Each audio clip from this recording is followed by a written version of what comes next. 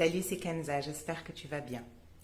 Il y a des situations qui ont le don de nous faire sortir de nos gonds, de nous mettre en colère. Quand cette situation, ce geste, cette parole qui nous met en colère surgit dans notre vie, la plupart d'entre nous vont se faire violence pour garder cette colère à l'intérieur parce qu'on nous a toujours fait percevoir que c'est mal de se mettre en colère, qu'on n'est pas une bonne personne si on se met en colère, qu'on ne va pas être aimé si on se met en colère. Personnellement, je trouve que c'est pas joli de voir une personne en colère. Je trouve aussi que la personne en colère ne me donne pas envie de me rapprocher d'elle.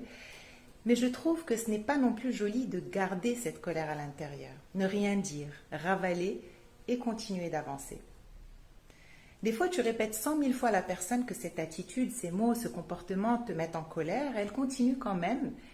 Et tu finis peut-être par te résigner en te disant que ça ne sert à rien. Et s'il y avait une possibilité pour que tu puisses faire autrement, pour obtenir un autre résultat? Parce que ce qui est certain, c'est qu'en continuant à faire la même chose, tu obtiendras toujours le même résultat. Par contre, si tu essayes autre chose, peut-être que ça aura un résultat différent.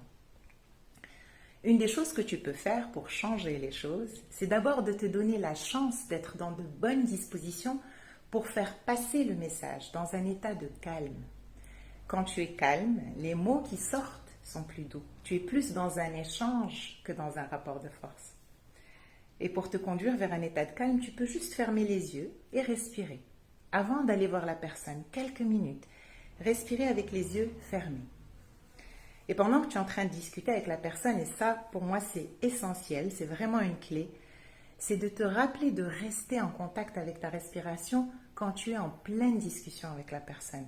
C'est ta respiration qui va laisser le lion qui veut rugir en toi, de côté pour mettre en avant le toi raisonnable, ouvert et accueillant, le toi qui va choisir les mots pour ne pas blesser, le toi qui pourra écouter avec des oreilles plus ouvertes.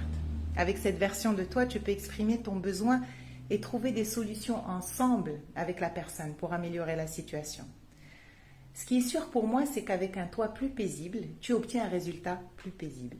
Avec un toi rempli d'émotions, tu obtiens un résultat qui s'éloigne du paisible.